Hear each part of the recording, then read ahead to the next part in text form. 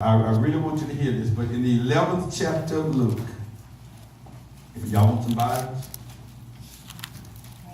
amen. Give me my baby some Bibles. I got some young girls that can read good up here. Luke, the 11th chapter. Amen. Oh, she got her own Bible. Right. I love it. He's going to get you one. Luke, the 11th chapter.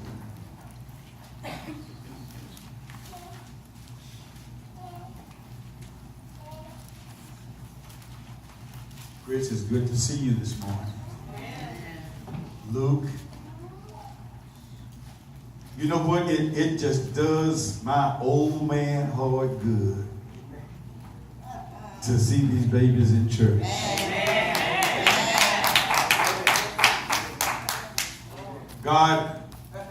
God has a unique formula about the church. You can't have a church with all old folks. And you can't have a church with all kids. You got to have a mixture of all of us together. And to our church mothers who, we know you love us. Yes. And we thank God for you.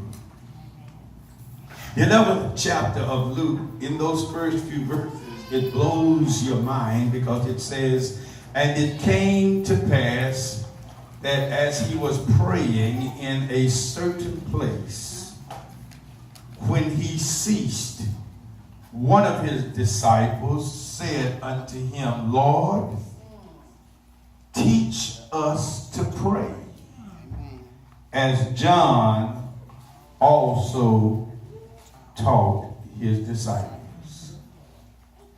Lord, teach us to pray,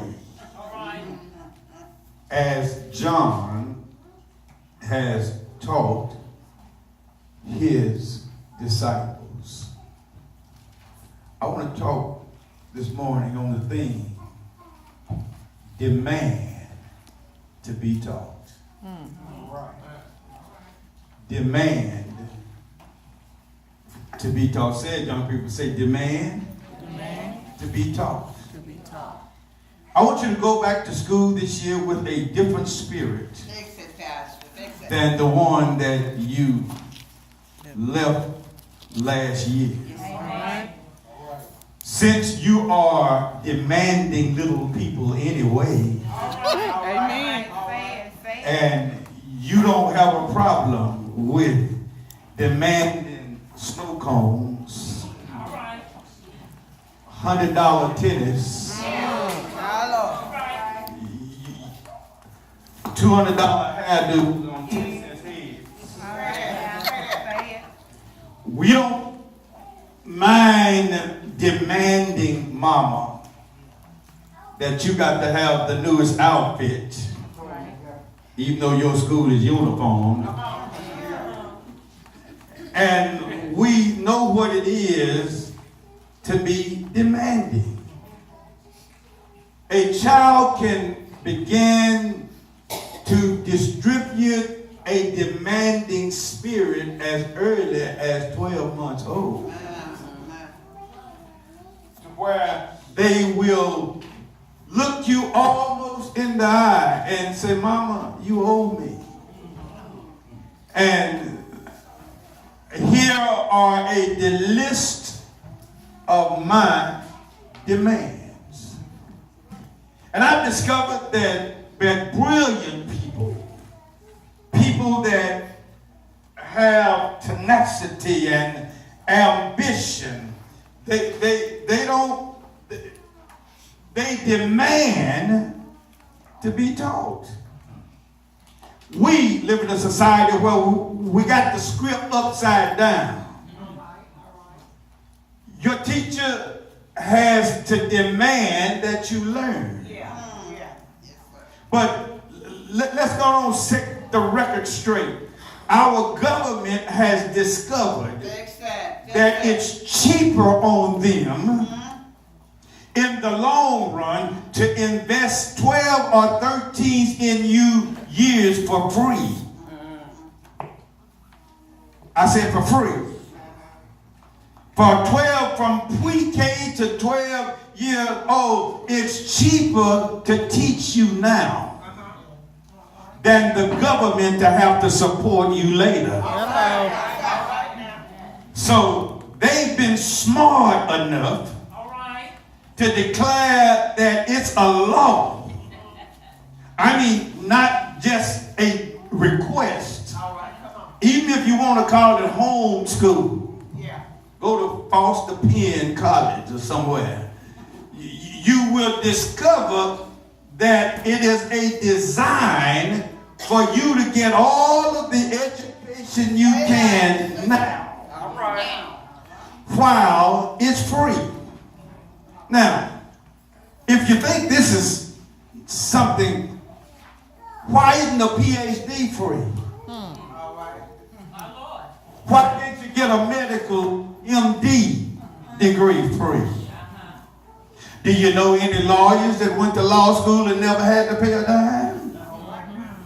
They are giving you the fundamentals of simply the basic education for you to make it in life. And if you desire to be an Olympian in your grades, then you can move forward. The text here says that Jesus was one of the first teachers we ever knew. In fact of the matter, they gave him some names because they couldn't put PhDs on him. It wouldn't have sounded right to say Dr. Jesus. So they had to come up with some stuff because his education was so far beyond us. They had to call him stuff like rabbi, master teacher. Because when the Lord taught, and in his classroom, he only had 12 students. Y'all walk with me just a minute. And just like most teachers, they were not all Rhodes Scholars.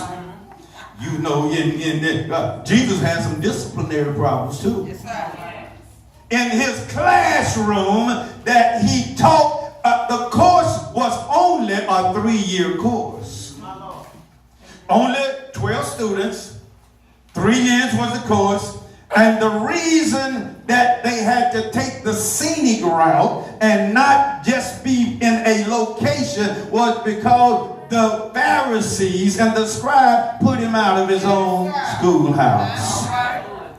You know, it's one thing I like about black folk is that I put a sign out there. In fact, if you get a chance, go to the Community Development Center back there, and there's a sign that Sister Daniels gave us years ago, and it's showing one of the first free slave families, and they are all going to school. But guess where they're going? The school is in the church. And we discovered as a race of people that we must continue to endow and to place and to implant in our young people some kind of education. And so here it is, he's saying to them, Lord, I did teach us. We want to be taught. You see that teacher who's teaching you, she got something you don't have. That professor that's giving you that lecture, he's earned something that you're trying to acquire. And so therefore, the disciples knew that Jesus had an edge on something, and therefore they stripped themselves of their arrogance, and they said, Lord, teach us. Yes. Teach us. It's not the first time that the classroom had opened up. Jesus had his first lecture at 12 years old. You know, when he was that boy that was in the temple, and his mama and father had gone back home and they couldn't find him in the crowd, and 3 days later they traced their steps, and there he is up teaching, answering, and asking questions at 12 years old. So the man knew how to teach. And the disciples who stuck with him in his class for 12 years said, Lord,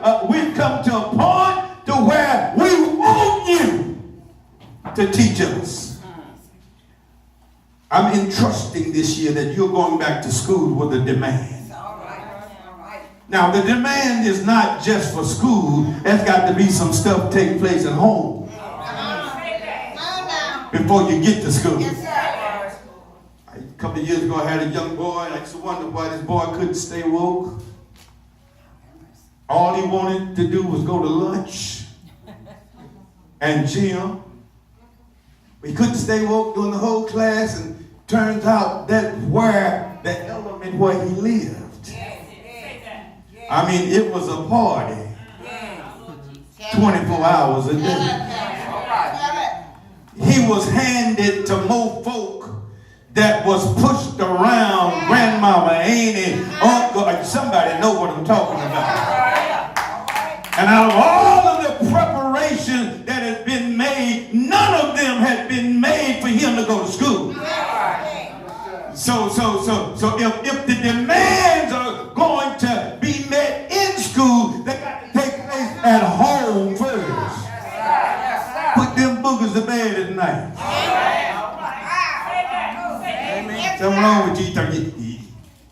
You gonna stay up and watch Oprah with me? No, go to bed. He says, here is our request. And you ought to go to school next week or when you start with a request. And then the second thing is that you ought to be teachable. You ain't gonna shout on this one. There are some folk don't go to school to be taught. They think they're so brilliant. They go to school to teach. And there's something wrong with you if a degree certified graduate can't teach you nothing because you know everything. And the disciples came to a point where they realized that it was important that they gain some knowledge from some other source other than themselves. And so they said here, Lord, teach us how to pray. Now, this was not the only classroom that was ever held, because I heard him say the other day, teach us how to number our days. So that when we make days, we be full and rich. I want you to walk in the classroom on tomorrow. Sit down where you're supposed to sit. Have all of your supplies and everything you need. And I want you to make a polite demand. And your demand is, your pastor said, tell the teacher I want to be taught. I'm going to be teachable. And if you cannot teach me, we need to find out why I can't learn. There ought to be a reason. If you studied 4 years of college, if you got a degree on the wall, if you know your stuff, you ought to be able to teach me. And then let me go here for a moment. Every good parent, every concerned parent will not wait until the first 6 weeks to find out what's going on with your child. You can't go 2 weeks in my house without showing up with some books. You can't go 3 weeks in my house without having no homework. A good parent will not wait on the homework. They will go to school. I need to see the teacher. I may not even be able to answer the question on the board's test, but I need for him to bring some stuff home so that he can do homework. My brothers and sisters, if we gain the spirit that changes our concept to say, I am teachable. I do want the Lord to teach me his ways.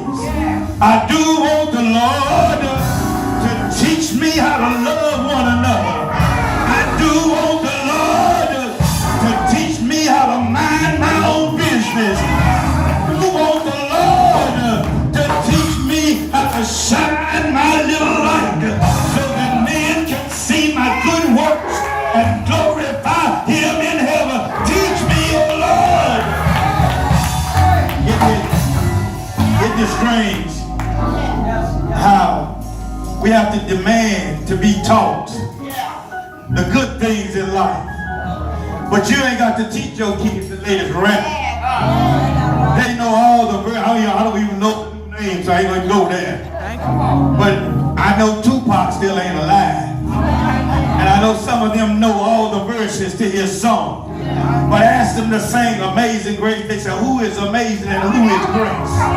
Because we have thrown that out of the assembly of God. When you go back to school this week, next week, go back with the spirit that says, I demand. Fix it. I demand you to teach me. And if there is a reason I can't learn, we need to discover what that reason is. And let me tell you this, children, it ain't all about you. Amen. Sometimes I have children full with personality. If you're the one that the teacher always got to be saying, sit down, be quiet, don't do that, you got too much personality. And you know what? I don't even bother with those kids anymore. I let the other kids, I tell 1, 2, 3, everybody look and say, it ain't all about you. And about 3 of them, you'll stop that mess. When you go back with a spirit of excellence.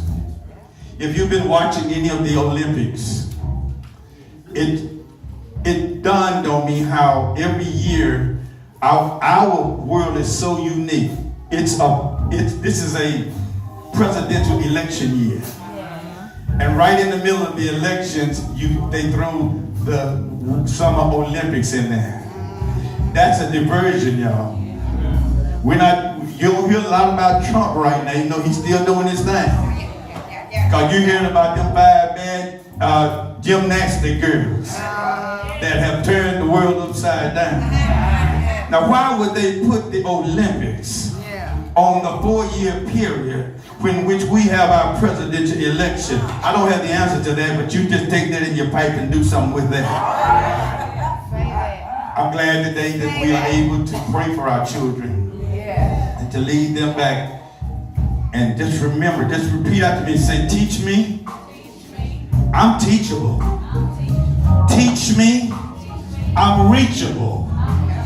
I want to learn. And I'm going to learn. Children do not realize how many rights that they have. And believe it or not, a lot of them know their rights. Did you know